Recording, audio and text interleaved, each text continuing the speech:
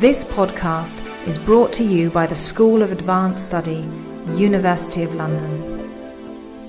All of our podcasts are available from our website, www.sas.ac.uk.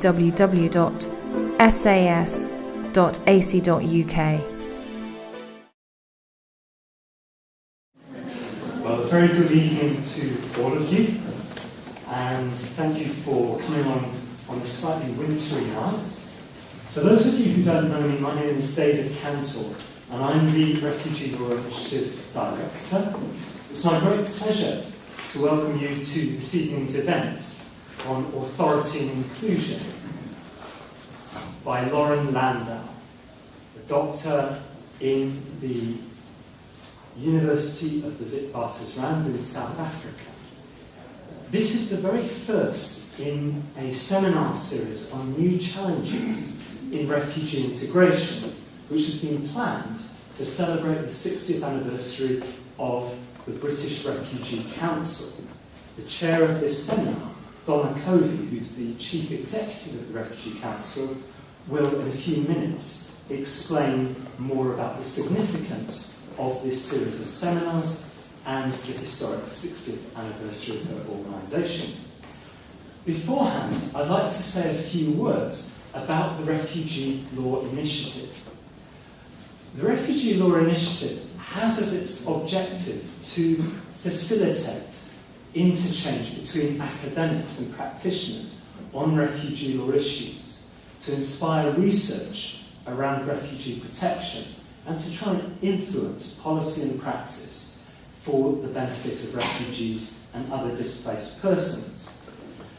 As a result of this, we have a range of different projects which are detailed to some extent in the brochure that you have on your chairs this evening. Please feel free to take that away, pin it on your departmental notice boards, your tea rooms, etc. You'll see that it covers a wide range of events, of which tonight's seminar series is just one. And I'd like to highlight the other main seminar series that we run on international refugee law, where next month we will have Dr. Hugo Story of the Asylum and Immigration Tribunal speaking on refugees and armed conflict. So if you're interested in that, please do register. Secondly, we have just opened registration on a short course on the international protection of refugees and displaced persons, taught by a range of leading lights in the field, both academics and practitioners. Alongside a range of research and training projects, for example with Commonwealth governments, there are a broad extent of possibilities to become involved with the Refugee Law Initiative, not only through seminars or through research, but also through more formalised kinds of affiliation.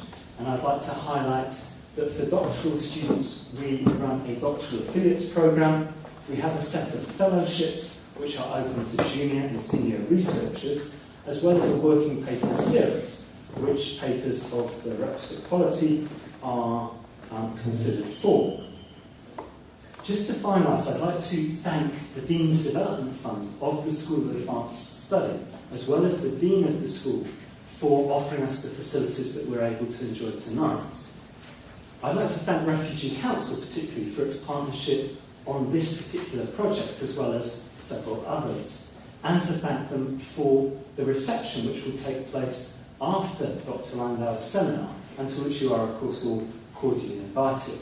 So without further ado, allow me to give the floor over to Donna. Right, thanks very much, David, for kicking us off. I'm absolutely delighted to be here to chair this event this evening because, as some of you will know, this has been a really defining year for the Refugee Council. It's the 60th anniversary of the UN Refugee Convention this year, and I'm reminded in my job every day that the Convention is needed as much as ever, and in particular the changing nationalities who we've seen over the years arriving at the Refugee Council for help are a pretty good guide, to be honest, to which bit of the world is currently home to conflict and persecution. For example, for the first time in years, we suddenly find ourselves working with quite a lot of Libyan clients who were in the UK when everything started to kick off there. And I think the Refugee Council is a bit like the Convention. In an ideal world, we wouldn't be needed. But as long as we are needed, we're going to be here and we're going to carry on protecting people. But it's been a bit touch and go for us, like many refugee organisations, in our 60th year. And, you know, we saw our government grants, which pay for our advice services to asylum seekers, were slashed by 2/3 overnight as part of the public spending cuts. At the same time, we've seen many refugee community organisations having their local authority funding slashed, and in some cases even cut completely, because frankly there's not a lot of votes in funding refugee community organisations, despite the value of their work. But like the Convention, we're still here, and we've carried on providing support to those refugees and asylum seekers who need it. But we've also continued to work to influence government policies and practice so that people seeking protection in the UK are treated with humanity and dignity and respect, something that all too often doesn't happen in our current system. But also, thanks to the generosity of our supporters, some of whom I know are here tonight, we've also been able to carry on providing food and shelter to destitute asylum seekers who've been abandoned by our government, and providing therapeutic support to refugees who've been traumatised by rape, by war and by torture. In some cases a trauma that's made worse by the fact that when they come to the UK they're treated with disbelief and placed in detention. But also providing information and advice to community organisations who so often provide a lifeline for people who find themselves thousands of miles away from home. Now, the theme for these lectures is new challenges in refugee integration. And I think it's important in the anniversary year of both the Refugee Convention and the Refugee Council that we talk about integration. Because in a civilised, rich and safe country like the United Kingdom, refugee protection shouldn't just be about the right not to have the secret police knocking on your door and the right not to be tortured. It also has to be about the right to build a new life for yourself, and the right to actually have self-respect and dignity and make a contribution, something that so many of us take for granted as our birthright, and it really is for many of us just an accident of birth. And the refugees we work with are desperate to do this, because being supported to integrate in your new home is the difference between just surviving and having a meaningful and fulfilling life as you go forward. And the people we work with have been forced to flee and leave everything, in many cases including their family, behind. And they must be supported for integration as soon as they arrive in the UK, and not just at the end of the drawn-out asylum process. Because it's only when people are able to integrate that they're able to feel settled and to communicate with the people around them, and to believe they can have a fulfilling and new life in this strange land where circumstances have forced them to seek safety. And this has a huge impact on people's mental well-being, and that's particularly important if you're already struggling with a huge amount of loss and persecution. We work with refugees to help them integrate every day. We run English classes for people who can't access the oversubscribed and underfunded state English language service. We help them find work through projects like Refugees into Jobs and Refugees into Teaching. And through that work, we know the most important practical aids to integration are somewhere secure to live, access to English classes and employment, so that people can sleep safely at night, make friends in their new community and contribute to society and pay their way. We recently, I just touched briefly on some research we did with the University of Birmingham that tried to look in a bit more detail about the integration experience in the UK. And we found the biggest barriers to people achieving integration on their own terms were lack of status, lack of English language. Half the people who we interviewed in Dudley said they were too embarrassed to speak to their neighbours because their English wasn't good enough and they were embarrassed about it. How can people possibly feel safe if they're living somewhere where they can't even talk to the person who lives next door to them? And that's a terrible situation people to be put into. And also the third thing that people found was a real barrier was lack of acceptance by people in the UK. And the aspirations that refugees have for their integration aren't massively demanding, and as I said, they're things we all take for granted. People want to work, they want to contribute, they want to use their skills to pay back to Britain. They want to feel empowered, they want to feel involved in their communities, and they want to feel they're treated properly by other British citizens. Those are things that most of us take for granted. But they are an aspiration for so many of the amazing people that we work with at the Refugee Council every day. Brilliant, resilient people who it's a real privilege to work with and represent. So integration really, really matters as a core part of any protection system. So I'm delighted that this series of seminars got off the ground and that so many of you are here for the first one. And I'm delighted to introduce our first keynote speaker of the series, Professor Loren Landau, who is Director of the African Centre for Migration and Society at Witwatersrand University in Johannesburg and South Africa. I won't read out all his publications, or there won't be any time left for the lecture, which is really interesting, but I know you've all got some details in your pack. But he's got a fascinating background in political science and development studies, with work focusing on human mobility, development and sovereignty. And I'm delighted to hand over him now to talk to us today about his work on integration. Thank you.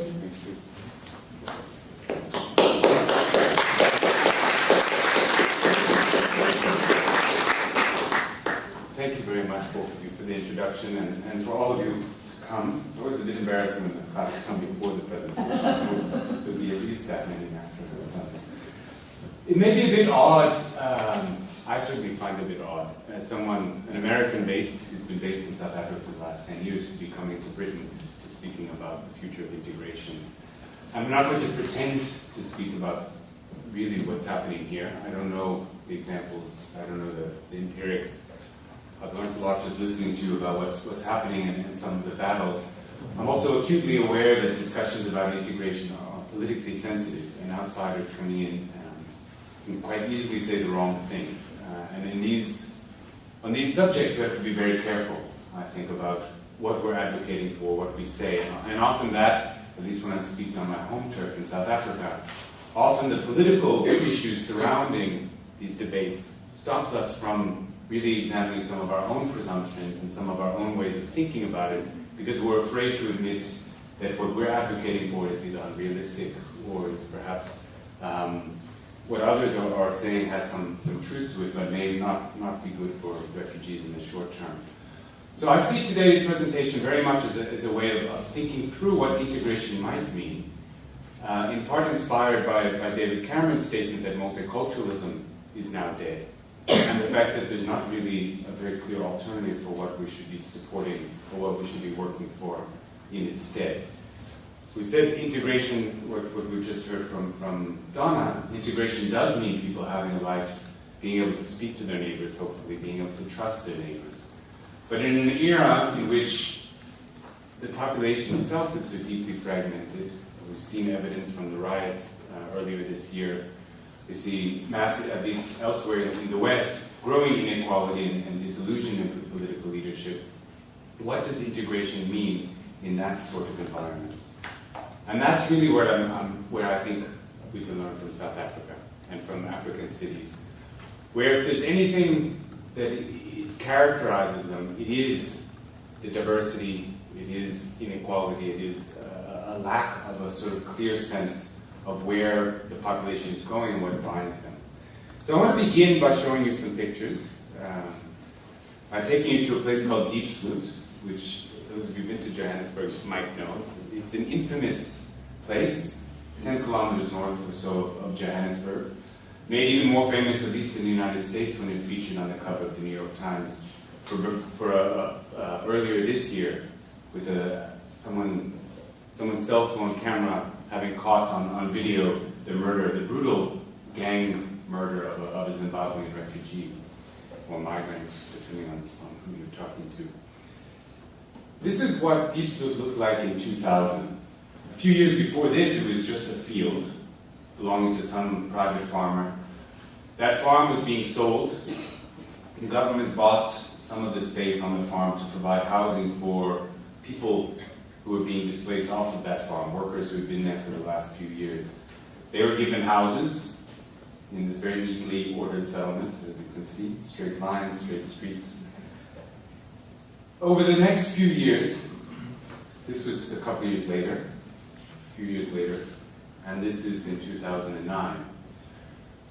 This is an extreme example of what's happening, but in some ways this is the norm in a lot of African cities, and I think there's a lot we can learn from looking at this kind of dynamic, about how quickly the cities are transforming, and about what that means for who's there and how they get along.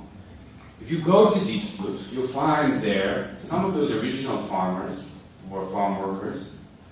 There's the ones that are still in those houses, but you can see that those houses have been lost amidst all of the rest of what's happening. And there you'll have people from all over South Africa speaking all of the 11 national languages. You'll have people from Mozambique, from Zimbabwe, a few Somalis, and pretty much if you want someone, you'll find them there. They don't all get along, needless to say, hence the murder earlier this year of the Zimbabwean. Sometimes they do, however, manage to come together to do things collectively, and sometimes they don't do it very well. This is giving rise to what I've been calling, I said, urban estuaries, and I'll talk about that a little more, but this is what I think we have to start thinking about when we're talking about integration. That it's not necessarily integration into settled communities, but rather integration into communities that are themselves highly mobile, highly fragmented, and diverse. This just illustrates the point. What you can see here in the dark green, I'm not sure how much you can see in the back. These are where immigrants come, where the international migrants have come. You can see in Johannesburg, that's the center, and then along the border zones. This is where domestic migrants go. Basically the same place, and this is done at a kind of district level, but you can take this down to the neighborhood. And what we're seeing across South Africa, and indeed what we're seeing across the developing world, and I think to some extent, at least in the United States, and I suspect in Britain, is what we could call gateway neighborhoods, where the poor, the domestic poor, converge with the international migrants and the refugees. And it's in those areas that integration, or whatever we want to call it, is taking place. Integration is not the front line of integration is not in these sorts of neighborhoods where we are now, but in the sort of banlieues outside of Paris, or West Ham here, or in certain suburbs outside Washington or New York. And this is giving rise to what I've been talking about as a way of trying to capture this as urban estuaries. And people who study migration are often reluctant, well, too often they speak of migrants as using kind of aquatic metaphors. And so I'm very wary of doing that, but I think this idea of the estuary captures something that's quite distinct, and I think we need to consider very carefully when we're talking about the issue of immigration. These are very specific zones that have their own kind of human ecology that is a result of this mixing of different types of people. There may be long-term residents, there may be something that sort of stays put, but very quickly those populations are lost or kind of diluted by arrival of people from multiple directions. Whether it's the urban poor who are there, who moved into those areas due to gentrification, or whether it's international migrants or refugees, or others who are converging in these spaces. What you get as a result is a mix of translocal strategies.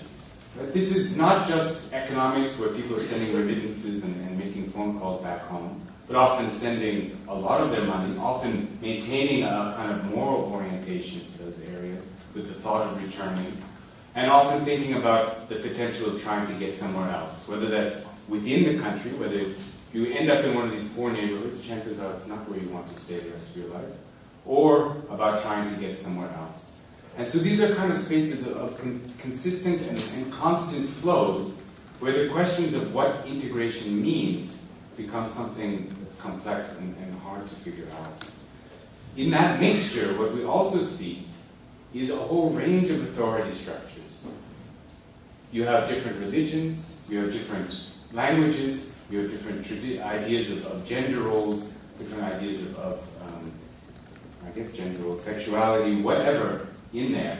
and different ways of dealing with authority, different traditions with democracy, with public participation, with interacting in public space, different ways of using public resources. All of these are coming together in an area in which it's no longer clear who it is that sets the terms of interaction. This, I think, gives us cause to question the very fundamentals of how we talk about integration, which is why I've given you that long sort of introduction.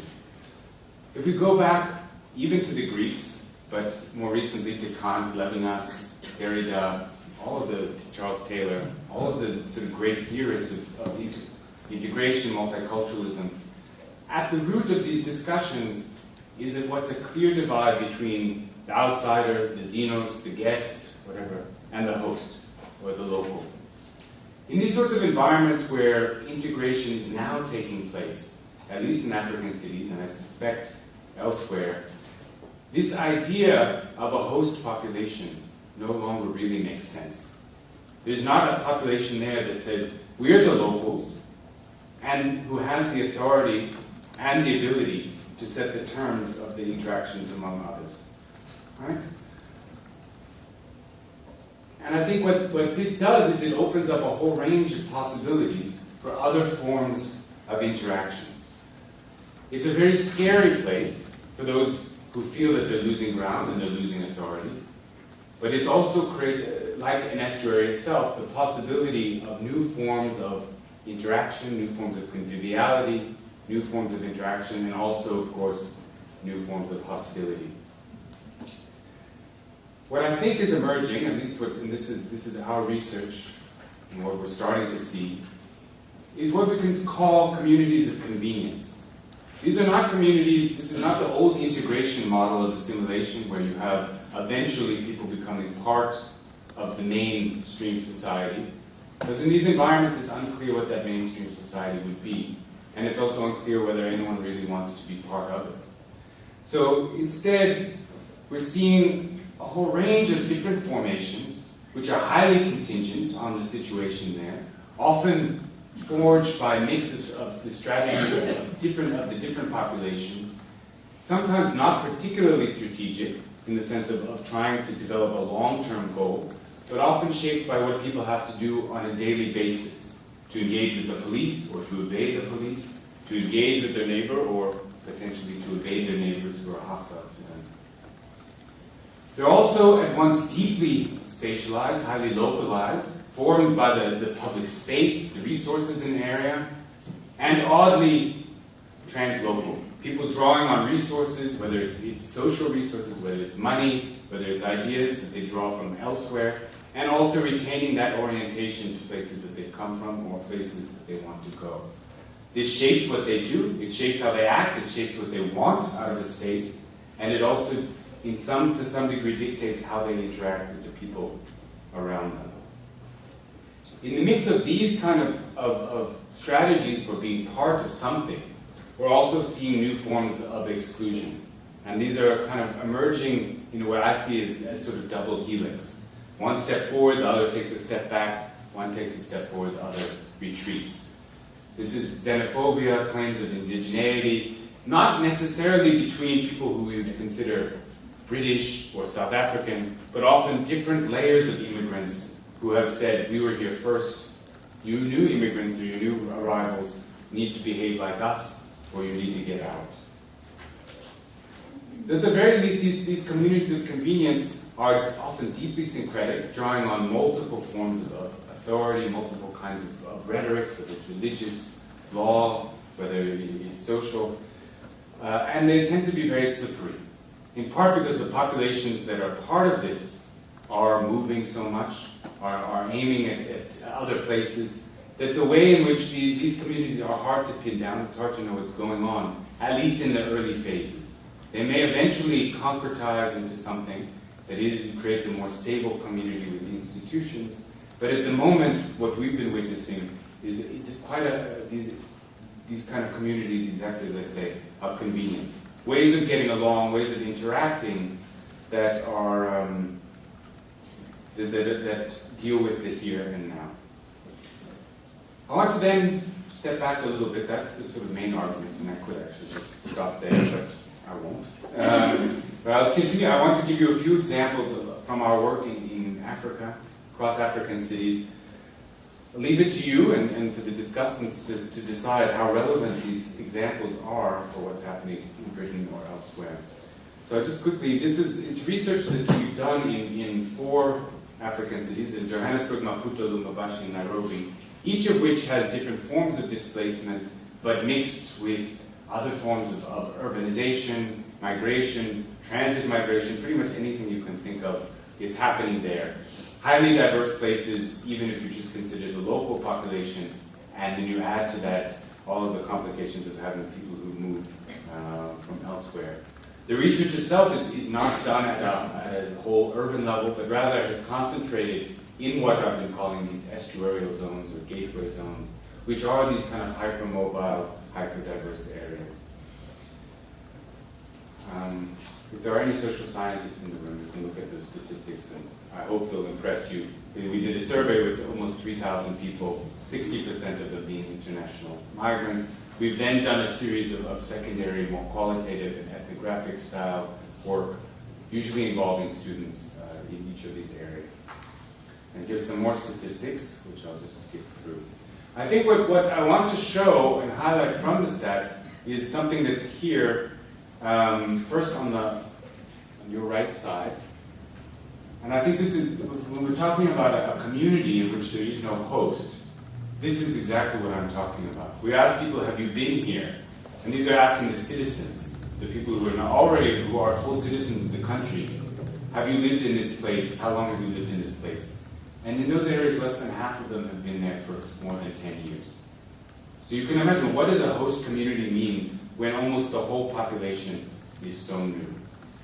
In these areas, you often tend to have almost no dominant linguistic group, and that's certainly the case, I think, in parts of London and elsewhere in the country these days, where it's not even clear that the people can, as you said early on, can speak to each other. And without that basic way of interacting in public space, you do often wonder on what basis can you form a community. You often have also high levels of mobility within the city, people living in very insecure housing situations, where they're either displaced by city improvement areas, rising rents, they're kicked out, they lose their lease. So that ability to try to sit and even get to know your neighbors is severely compromised. The fact that many people see these places as stations and not destinations, I think that's stolen from Zygmunt Bauman, where they're trying to get somewhere else, whether it's within that city, a richer, more prosperous, healthier, safer neighborhood, or in the case of Johannesburg, trying to get here, or to France, or Belgium, Canada, the United States, Australia, also shifts the way in which they interact. And the authorities they respect, the people who can tell them what to do, are often not very locally rooted. So while they may respect the law, or rather they fear the law and the police, the moral authority that guides them is from somewhere else. They're concerned with respectability not where they live, but among their families back home, or their families in the diaspora elsewhere. So the idea that some local institution can call on them to behave in a certain way, to act in a certain way, to engage in a certain way, is often compromised. We also see that this kind of sense that they want to move on, that they want to get somewhere else, works against them trying to integrate. And I think this may be one significant difference with the UK, where people, once they're here, probably want to stay. But it's not clear that they want to stay in the area where they're living now. And so rather than say, look, we're going to invest in this, we're going to go to meetings, we're going to participate in community functions, we're going to go pick up garbage or clean the river on the weekend, what they want is something where they have minimum obligations, what I've called usufruct rights. They want to be there, they want to use it as a station or a base to get somewhere else. And so rather than working with their neighbor or finding ways to come together, they work to avoid obligations, local obligations, in the effort that they can get somewhere else. And this is what we see. Where are you going to be in 2 years? You can see I think I've circled some here. This is among the foreign-born who have been somewhere for a while. We've asked them, are you going to be in the current where you are now in 2 years? you can see something like 50% across the board pretty much expect that they'll be gone. So if we have a population that was largely wasn't there 5 years ago, and then expects to be gone in a few years, what is integration? Is integration even something that we can think about in a place like this? And I would suggest that it makes very little sense to think about integration as a kind of final endpoint where we can say the process is done, people are part of a whole. These are areas where people are constantly moving, or at least where they expect to move, and that creates a very different sort of dynamic. What you see then, in more concrete terms, is some of the stuff I've already hinted at. Very low levels of membership in material collectives, all of this idea of self-help organizations, community organizations, these sorts of things that we talk about as forming, whether it's Boy Scouts or whether it's, I don't know what else you've got here, where people can join and try to clean up there. People are not joining those things. They want no part of them, they don't trust them, and they don't want to make a commitment that is going to stop their own individual project from reaching success. We asked, do you trust each other? Do you trust people from your own ethnic group? Do you trust people from the locals? We peaked out at sort of 35% saying yes. And that was people trusting people basically from their own hometown. That's a pretty weak basis onto which to form a community or to integrate a society. It also suggests that perhaps they have very good reasons for not trusting the people that they live with. These are things that we don't fully understand, but if we're talking about the idea of a community forming, and you have trust levels at this level, you can imagine what it's looking like. This is just some more details which I won't talk about in detail here, because I think I can't see them and it'll take us too long. Across Africa, the only kind of social organization that we're really seeing that people are very much a part of is religion, is religious groups, whether they're mosques or more commonly Pentecostal churches. Religion and churches and elsewhere in the United States have had a very important role in promoting integration. And I was part of the sanctuary movement back in the late 80s with a lot of, in the United States, a lot of Salvadoran and Central American refugees who came to provide both a place for them to go and a way into the community. The way in which these churches are functioning across African cities, and I would suspect, because I know that some of these Nigerian and Brazilian and other churches have established themselves here, works in quite a different way. For one, they really need to be seen more as businesses than as kind of social institutions. They compete with each other for parishioners and for the money that they bring and the authority that it gives pastors or priests. And they also preach a rhetoric which is not one about community, but rather one about individual success. The promise of wealth and health, and often a promise of wealth and health somewhere else, at least for the people who are in African cities. That you will, through these churches, they will find ways to get you to the United States, to get you to the UK, or ways of you being successful in being able to return home, wherever that may be, whether it's Congo or Somalia or elsewhere, with the money and the wealth that you left seeking. Right? So these churches, which are at one level, we tend to look at religious institutions as creating community, create very small and micro-level communities that actively work against each other. They actively coach each other's members, they try to delegitimize each other's rhetoric, and they tend to work in a way that's conflictual rather than in ways that bond. This doesn't, however, mean that we don't see any kind of community, and this is I want to come back to this as a way of more or less wrapping up. But people can't live in the kind of deeply fragmented world. They do need each other once in a while. They certainly we all like to have some sort of social community around us. And this is where we start to see these communities of convenience. I think these are not lasting formations, but rather ways in which people have come together to achieve the objectives that they see in the short term. And this can take many forms. The first, and probably the one that gets the most attention, is what Derrida might call hospitality, which tries to get at something that he says that when the idea of the host, or the idea of the host, when the host rather feels threatened by the arrival of the stranger, and feels that they're no longer able to maintain their own life, set the terms of engagement, he predicts, and I think we've all seen this, at once that kind of ambiguous relationship where you want to welcome and you feel compelled to welcome, but you're also actively hostile to the people who are there, and you want to make sure that you control them. And this is certainly something that we've seen across Africa, as well as, of course, in Europe and North America, in which people may accept that they are immigration countries, but they also demand that foreigners don't live with them, next to them, or that those foreigners adhere to their rules as defined locally and often socially.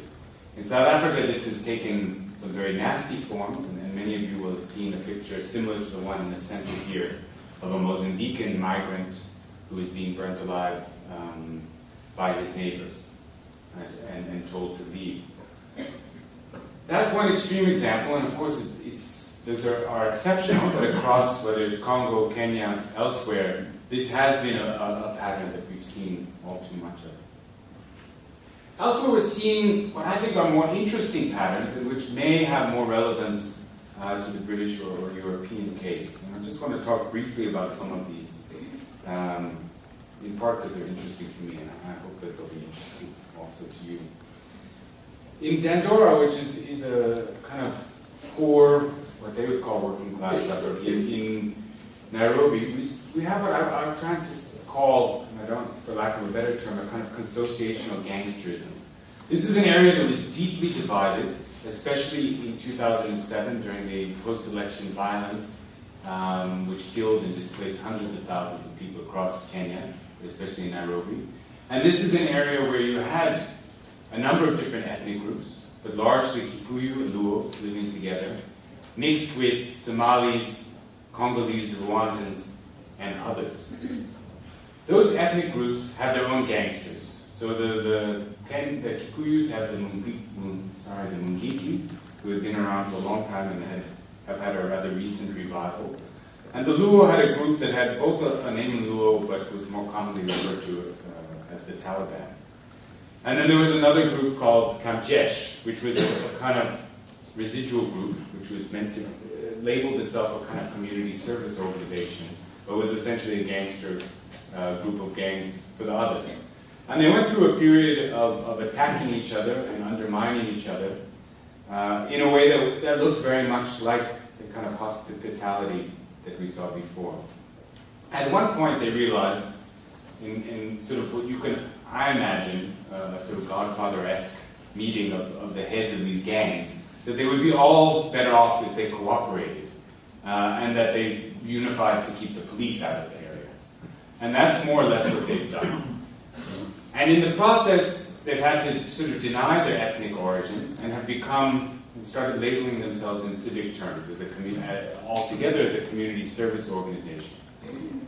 Underneath that, it has done a lot to allay ethnic fears and assuage the sort of tensions between the groups. It's a safer place. It's one where it's still built on extortion, but is one in which the gangsters have seen the sort of incentive to come together and to try to transcend those differences. They're in the process of, I think, building something of a civic identity among those populations, but it's unclear exactly where that will go. And of course, violence is always there, just behind what's going on. Elsewhere in Nairobi, we've seen what I'm calling liberating liberalism of the land market, which is a direct response to some of the violence that happened there. And this is an area in Witwatersrand, which is about 20 kilometers south of the city center, which a few years ago, 10, 15 years ago, was an area that the Maasai grazed their cattle, and they were technically, I suppose, at least traditionally, the landowners. They're almost completely gone, having sold off their land to other people, small-scale developers, but mainly people who just moved into this area. It's now one of the fastest-growing parts of Nairobi. It's on a road that allows people to come into the city. But out of fear that people's land tenure and lives would be at risk from ethnic conflict, people have started to rely entirely on the market to say anyone who can come here and anyone who can pay to be here has a right. And you're starting to see a kind of organic emergence of a very liberal, market-based form of integration. They've been careful not to allow people to ghettoize into ethnic enclaves, and it's not clear to me exactly who's doing this, but when that starts to happen, there seems to be some kind of social sanction to say, look, we have to keep this market open, we want our land values to increase, we don't want the threat of violence because that would do us all in. And there's been a kind of liberal market in a way that is quite liberating, as much as we might not like the kind of dominance neoliberal market-based systems, is quite liberating in an environment where the opposite or the alternative is ethnic conflict. The last form of community is one that we've seen and that I've written about Johannesburg, which is where migrants, what I call a kind of tactical cosmopolitanism, which is a kind of unrooted form of community in which migrants have bonded together as cosmopolitans, but in a way that is not necessarily about integration, but has typically been a way of condemning locals and a response to local assertions of autochthony and indigeneity by saying, look, we have a right to be here because we, like everyone else, are cosmopolitans. And in this we see evocations of Levinas's citation going back to the Old Testament with this idea that the land belongs to God or the land belongs to everyone. We're all sojourners here. So you have no right to undermine us or to kick us out. And there's a certain set of values and a kind of recognition of diversity that goes along with that. However, it's one that hasn't done very well with the South Africans, and I think has in fact only encouraged them to dislike foreigners even more. But it is in itself a kind of integration. It's a way of them making sense of where they are. So just to end, here's my speculation of what this might mean for Britain. And these are some pictures that might look familiar to you. These are not from Joburg, but rather from various cities in the UK, where we start to see clearly the kind of alienation and debates, not necessarily over immigration, but this kind of alienation in the sense that there is not one prevailing social order in Britain either, and that it's, I suspect, that it's in these neighborhoods where new immigrants and refugees are often finding themselves. What we're also seeing, I would guess, in Britain, with the decline of the social services that you just talked about and other social services, is less reason for people to buy in to a kind of overall British project. People have arrived and they're essentially being asked to fend for themselves. That means that they will look very locally for sources of support, or they're likely to look for their extended family for social support, rather than to come to gravitate towards central institutions that might be able to assist. I would guess that in the future, it's not going to be a situation of sort of white British and foreign coming in, but rather these different waves of migrants and refugees or minorities, I don't know the exact word that you use, the politically correct word in the UK, and the interactions among those groups.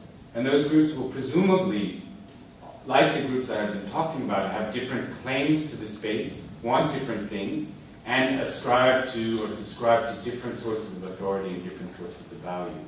So it's no longer about integration into what might be a kind of self-identified or monocultural community, but rather trying to integrate into something that itself is multi-layered, is fluid, and is dynamic.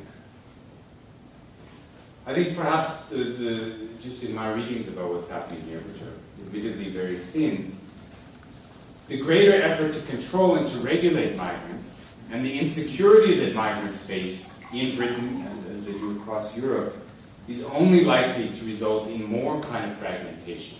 So on one side we hear a rhetoric about the need for integration, the need to respect the local, being accompanied by increased insecurity, lack of kind of promises of a future here, which will only encourage people to not put down roots, but to stay floating above a space as they have in Johannesburg and elsewhere, so that they can move on, so that they can protect themselves, so that they can evade the obligations of people who obviously don't want them there.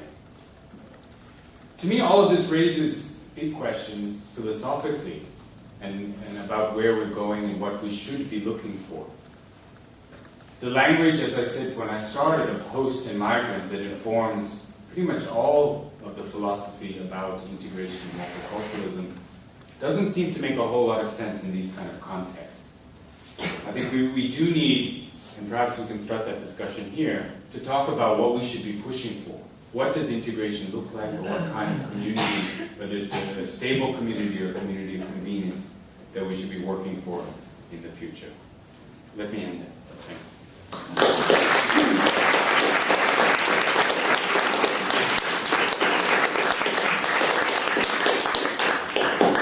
Right, thanks very much, Professor Landau, for that fascinating talk. And I have to say, some of you will know the Refugee Council's London office is in Brixton, and I couldn't see the pictures properly, but I've got a horrible feeling one of them was probably the one of the pawn shop that's opposite our office, because that was certainly on the front page of the Guardian the other month, a light. I think you've given us a huge amount of thought there, and I think that for me, as a Londoner, one of the things that I was thinking about when you were talking, and the sense to which things move across national boundaries, is that amongst the younger refugee and migrant communities in London, people talk a lot about being new Londoners, and indeed the Migrant Resources Centre produces a magazine every year for Refugee Week that's called The New Londoner. And I remember being at a meeting where this issue came up, and one of the women involved in that was saying, well, you know, I was born and grew up in a country called Yugoslavia. I can't go back there anymore because that country doesn't exist. I have no idea whether or not I feel any loyalty to these other countries that have sprung up, but I live in London, it's where my friends are. It's a thing that matters to me, and that sense of a community of the heart and of location rather than of national loyalties, I think, is something that somewhere like London, where we don't have a dominant host community, is something we see quite a lot of, but is much less common in other parts of the UK, where there is still much a stronger sense of host community. We're going to take questions now, and I'm going to start off with one to kind of get us going while everybody else works their way up, and also while I work out whether or not we do have a roving mic, don't we? Brilliant. And if people can use that when they speak, because this is a large room and the acoustics are good, but they're not that good. But I just wondered, when you were talking, during the Arab Spring, we saw an awful lot of people communicating via things like Twitter, or certainly so we're led to believe. And certainly in the recent riots in Britain, there was a sense that people were allegedly using BlackBerry Messenger to communicate, to the point where we had to vacate our office on police advice because apparently they'd intercepted a message saying there's a flash mob on its way from Camberwell. It never arrived. But I just wondered, you talked a lot about how people increasingly in theory communities don't get their moral authority from within the community, from outside. To what extent do you think technology is going to really make that much more of a common experience?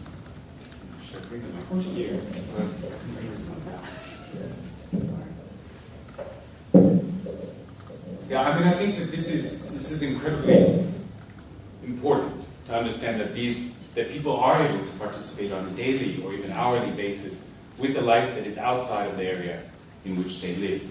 And we see this, I mean, for the Congolese, one of my students did work on Congolese in Nairobi or in Johannesburg. What they want is to be respected back home.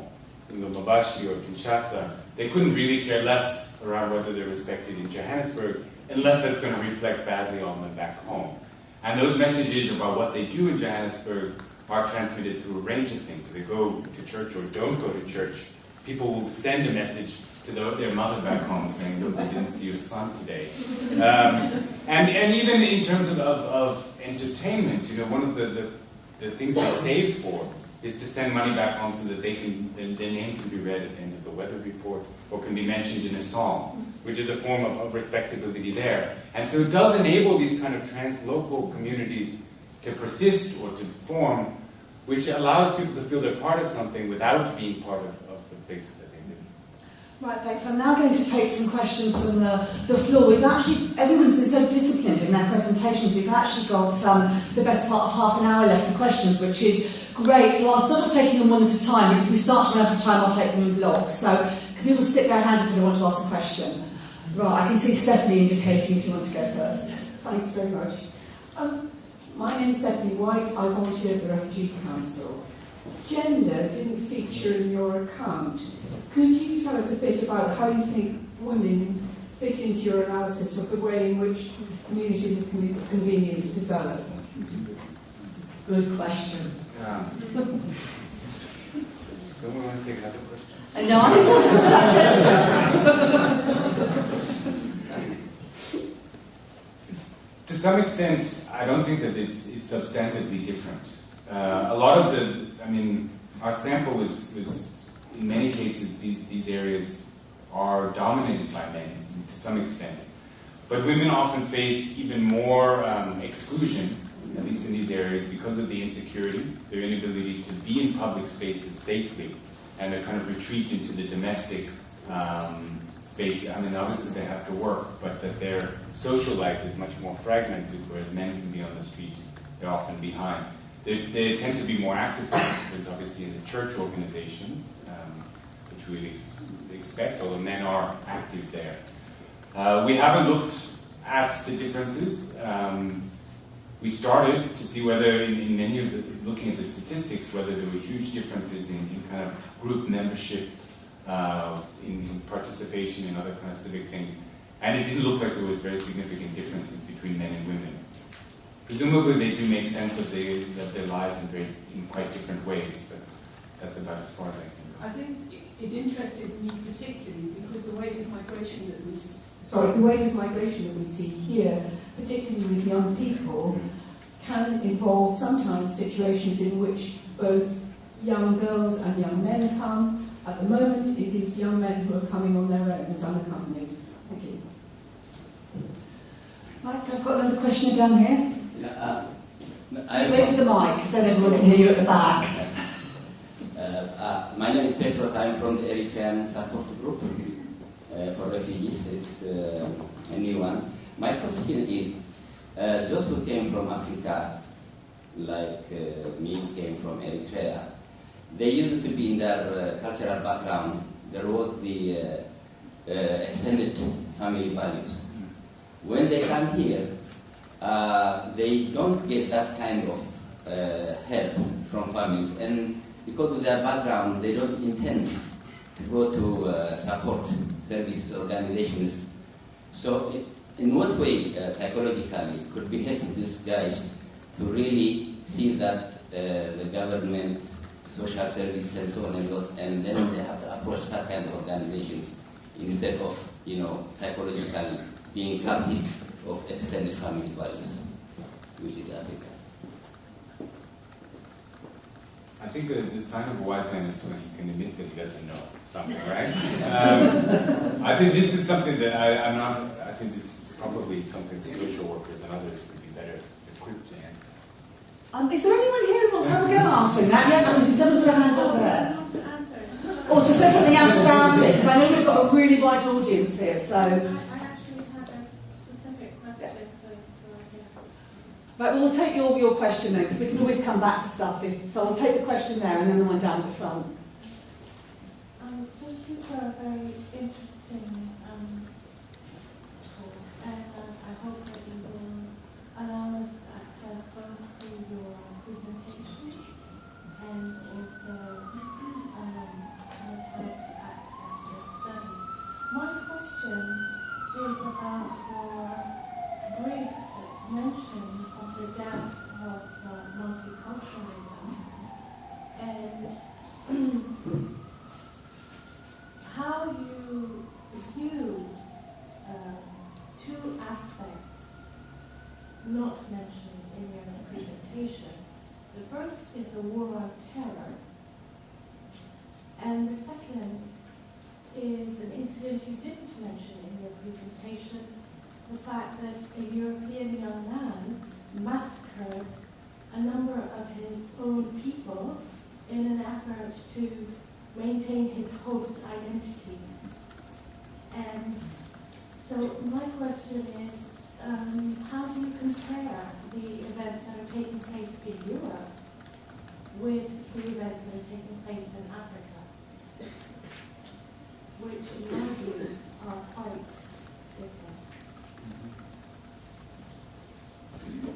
I was going to say when I heard you talking that this actually sounds a lot like what's happening in Africa, where you have a population that itself is deeply fragmented, in which the values that it upholds are being questioned, whether it's by shifting gender roles or different attitudes towards immigration or different attitudes towards Islam in the case of the war on terror, which makes the story of integration a lot more complicated when you have these fundamental dividing lines within the population, within what could be considered a host population.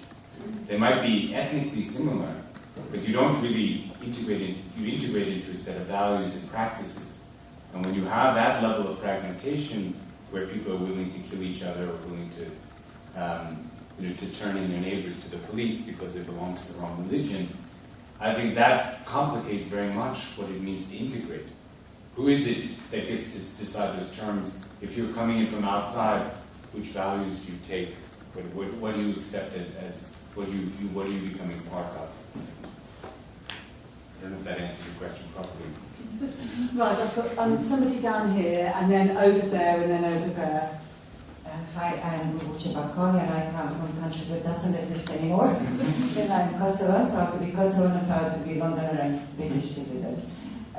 So I'm not sure if this is a question really, but what we call, I work in Haverstock School, which is Camden-based secondary school. I'm a refugee coordinator. And the way how we work, we believe in early intervention with the new families when they come to school. It's usually families, they start with school. If they are families, they will come to school. If there are unaccompanied refugees, they will also start school. And I think this is one of the best places for these families and children to be integrated within the country. So how much is this common practice in Africa? That would be one of my questions. Or in any other European countries, really. Right, shall I take 2 or 3 questions, and then we can sort of take an omnibus answer? I have someone over there, and then someone over there. My name is Hayrun Havas. I work for refugees in a small project called Refugee. We help refugees to integrate. We will know that now the concept integration is under question mark now. But we help them really to go to universities, to go to college, to go to employment, and so on and so forth, on a one-to-one level. We have been successful in doing that. However, my question is here. Refugees, when they come here for a temporary sanctuary. They may not assume that they will stay here permanently. So in that sense, it's natural, it's spontaneous that they go to their communities. Before they go to the Refugee Council or the Home Office or any support systems, they go to their own communities. They want to stick to that. So when you raise the word assimilation in that quotation, which I forgot, how do you see the fear of the refugees themselves that they will melt away if they assimilate to the host society? Great, and I'll take the question over there, and then Professor Landau can come back. My name is Isar, and I work on a voluntary basis with a charity called Transitions. And my question is I was expecting to hear more about the integration of refugees in the UK, particularly in London, but I have not heard anything. And my question in principle is that in the past there used to be an integration scheme called for new refugees. And because I have come from Afghanistan as a refugee here, but there was no integration, and I have faced a lot of challenges when I came here. Although I speak the language, but I feel a bit, concerned about those new refugees who come here and they don't speak the language. There's a difference of the culture. There's a difference of religion. So how is that going to be addressed? So if you could get a little elaboration about that. Yeah, I've kindly offered to say something about the British situation, particularly to the current government services, and then hand over to Professor Landau. Many of you will be aware that up until fairly recently, there was always some sort of service funded by central government to help people who had been granted refugee status integrate in the UK. For the last 3 years, that's been done under the auspices of something called the Refugee Integration Employment Service, which a number of charities ran, including the Refugee Council. And it was an absolutely brilliant programme. But as part of the as part of the public spending cuts, that whole programme has been completely stopped. Now, in Wales and Scotland, they have still got some central government funding for integration through the Welsh Assembly and the Scottish Parliament.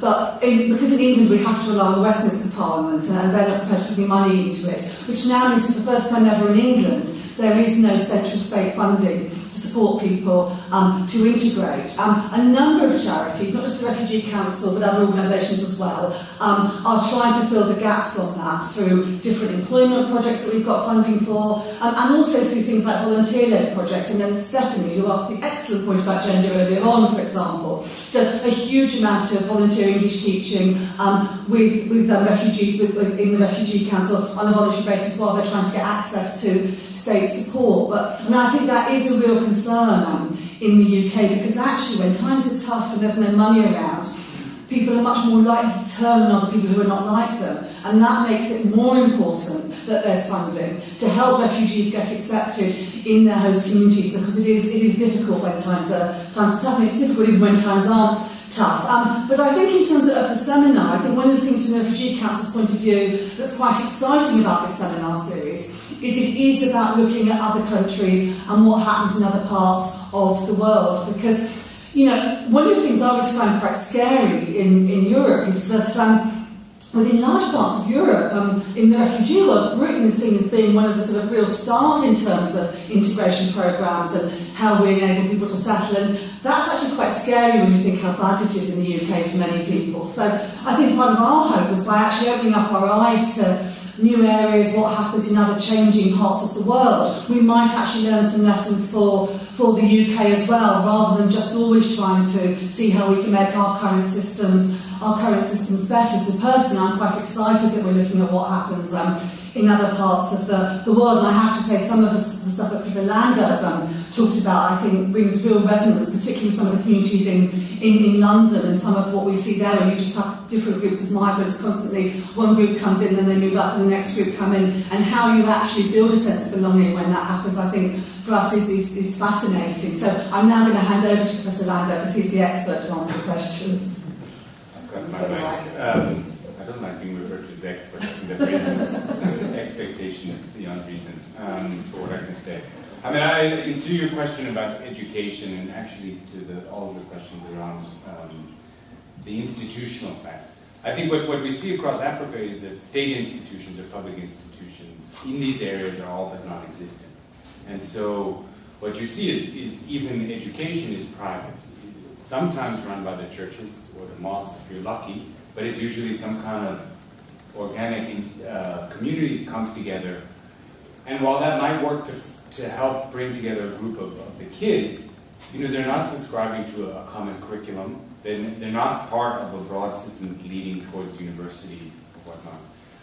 It's really about half daycare, really, but it's, you know, you don't know what they're being taught, and I think that's, even in South Africa, there's not a kind of very strong civics education component. And the more that we see privatized schools across the West, and in the States, there's a big charter school movement, all of these things, you're going to stop having that kind of common basis, which I think has formed the foundation for some sense of civic identity. Great, thanks. And if I've got anybody else in the audience, I know that, Dr. Cantor's been very patient here, and I know he's got a question, so... Well, it's in some ways a slightly academic question. Sorry about that. It's to do with the relationship. You mentioned the idea of community, and obviously that's central if we're thinking about integration. But hiding in the background there, you've touched a couple of times on the idea of authority as well. And thinking to the areas where I work in Colombia, also, I suppose, what we might call estuary zones, in the high hilltops and invasion neighbourhoods, and also in the rural zones where people are cutting down forests and going and living there without any real state presence.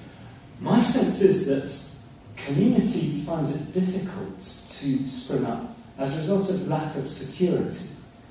And in Colombia, the response to that tends to be that one or other of the armed groups comes in and provides some form of security, and as such they become an authority around which the community then begins to base its rules of interaction. So it's a slightly different scenario. But again, we're talking about displaced people, albeit within their own country.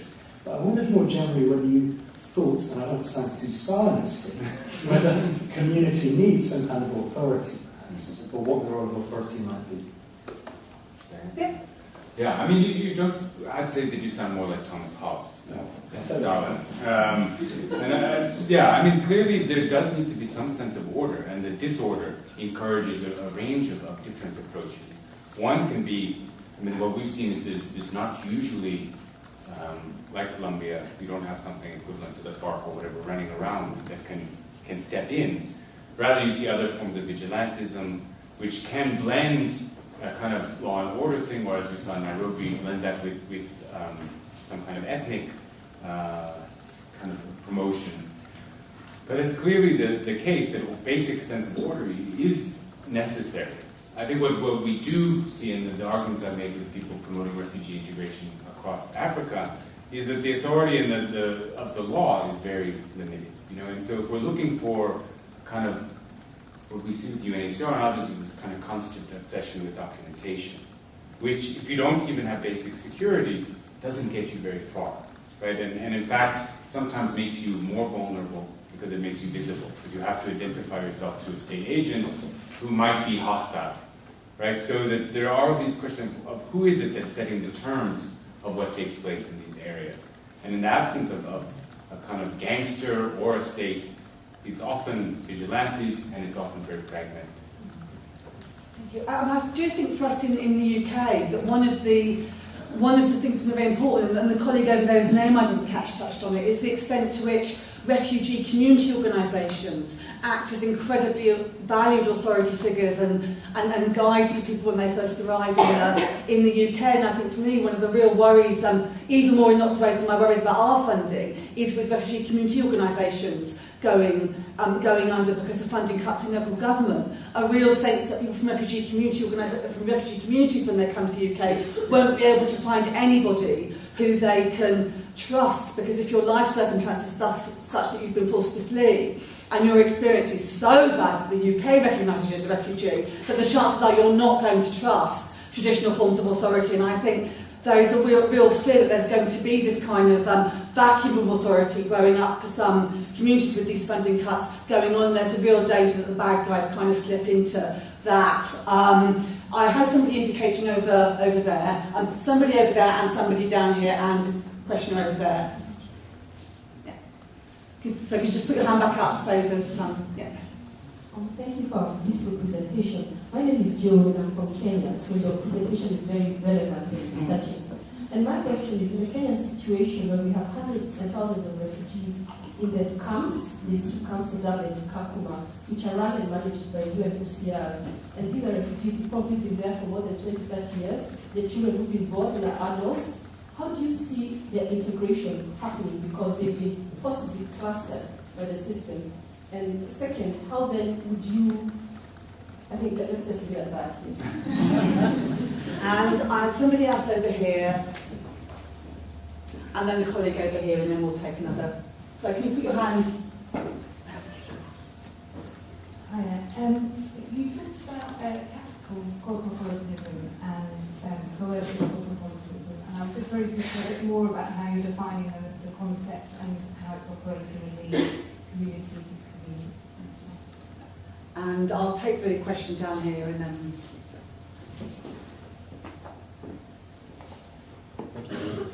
Yeah, certainly in this country we see a pretty constant drive from certain parts of the government and certainly certain sections of the media to constantly vilify and to other foreigners. So the front page of the Daily Mail yesterday was highlighting that some particular proportion of people who had been arrested for rioting were from foreign countries. I'm sure I didn't bother to explain the relevance of it. This was just their front page, was foreigners arrested for things in the UK.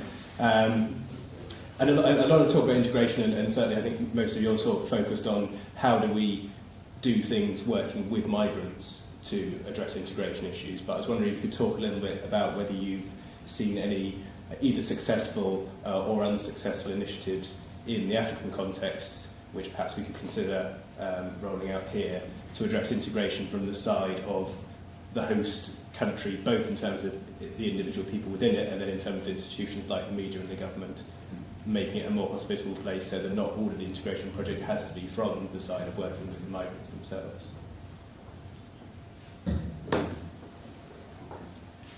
So that's it. Yeah, good. Yeah. Let me take the Kenyan one first, because I think that's quite an easy one. I mean, well, it's not easy at all. I mean, Dadaab and Kakuma are the largest, collectively the largest camps in the world, right? And they have, as you mentioned, been there for 10, 20 years. And there's more people coming daily. In an odd way, it's hard to talk about those as integrated, in which they are once integrated because they've been there for 20 years, they're a community into themselves, they're probably more stable than a lot of Kenyan cities of equal size. But they're also separated from any Kenyans, or many Kenyans, by quite a harsh climate. That said, Dadaab and Kakuma are deeply integrated into the economic life of Nairobi through exchange of people, through exchange of resources. Somalis, particularly in Nairobi, are connected to people in the camps.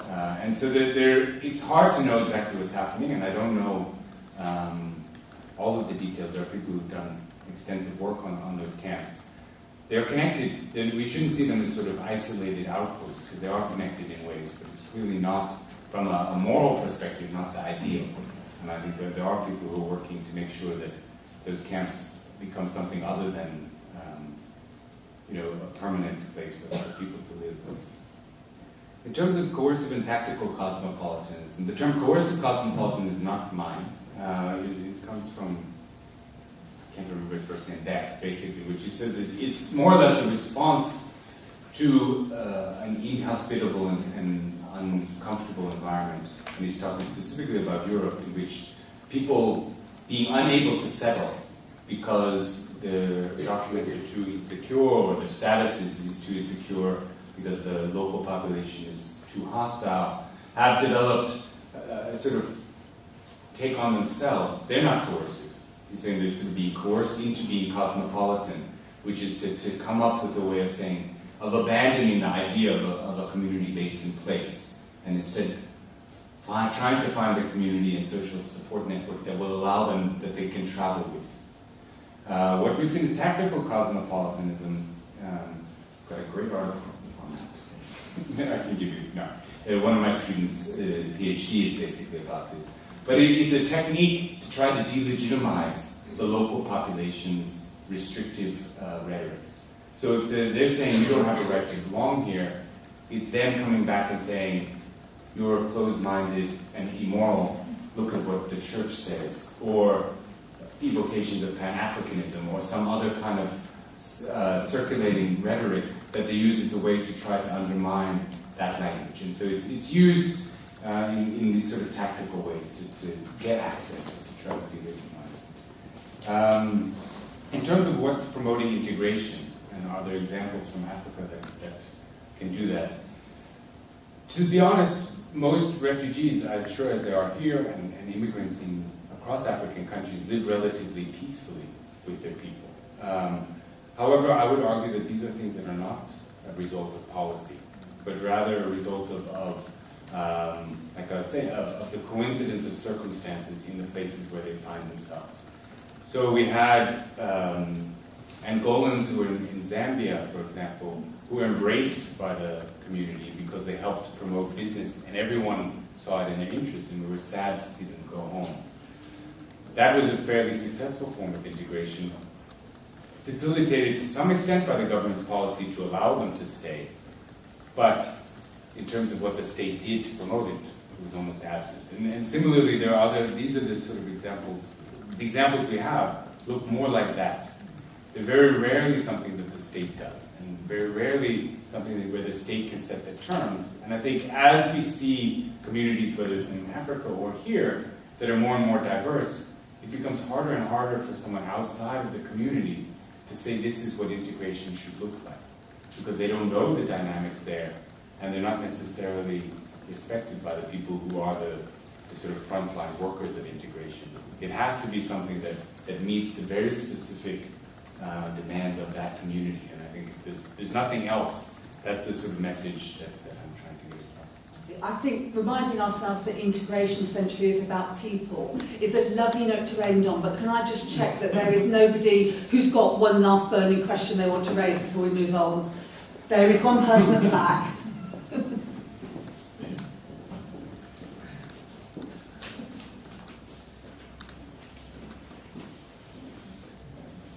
Hello, my name is Ibrahim.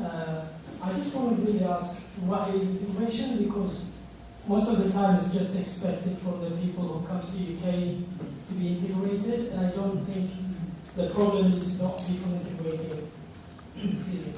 I think sometimes it's, in my opinion, is the hosting communities, if that's what we're going to call it, why is it not for them also to come the 50-50 way? For example, if I am expected to be integrated, what do you mean by that? Why is it not you try to understand what some of the cultures that I come with might be benefited? So instead of asking for integration, in fact, I think there should be some other name for it, whereby people agree what we expect from you, what you expect from us, and then we call it that, and then leave there. I don't know if I make it clear, but I don't think it should it's only to be called integration to reflect us integrating to the communities, rather than communities coming halfway through to meet us. Thank you. I think that's actually an excellent way to end, because that's what the rest of the seminar series presumably will seek to address. Yes, thank you very much for that. And I think really what's going to be important as the seminar series goes on, and it certainly is very important in the work that organisations like the Refugee Council do every day, is I think for us it's much more about how can we help people to feel a much stronger sense of belonging in a country where they have so much to contribute, yet quite often that contribution is spurned and it's neglected and it's not taken seriously. And I think to end, I'd like to say, I mean, Professor Landau started off by talking about the multiculturalism is dead statement. And I always just wish that people who think that would come to events like this and actually listen to the things that everybody says and see how much we learn from each other because our experiences are different. I wouldn't live in any city in the world other than London. And in large part that's partly because London is somewhere where everybody's different and where we constantly learn from each other and where our culture is constantly enriched by the fact we all have different experiences. And the same is true about working at the Refugee Council. I always think I gain so much more from the Refugee Council and from listening to our clients and our staffs and our volunteers than the organisation gains from employing me, although I'm very grateful that they do employ me and pay me a salary. So on that point, I want to thank Professor Landau and Dr. Cantor for their contribution today, and also to thank David Cantor and Margarita for the huge amount of work they've put in to getting this seminar series off the ground, and also Margarita for being absolute grit there with the roving microphone. Thank the Refugee Council staff for their work as well in getting this seminar series off the ground, and all they do in what's been a really, really difficult year. And thank all of you for being here this evening. I hope you're not going to leave now, because now we have the drinks reception. The drinks reception is a chance for you to ask more questions, but also to get the chance to maybe ask some of the staff from either the Refugee Council or the Refugee Law Initiative about their work as well, because we've both got staff and volunteers here with us today. And finally, can I just ask, is there anybody here who hasn't signed the Proud to Protect Refugees Pledge? We have got copies here. We're aiming to get 10,000 signed by the end of the year, so we can turn around to policymakers in the UK and say, look, people in this country are proud to protect refugees, and we do welcome them here, and that's a really important message to give. And there's loads of those out there for anyone who's not signed one yet. So please stay here, meet people, find out about the work of our two amazing organisations, sign the pledge, and also enjoy yourselves. Thanks very much.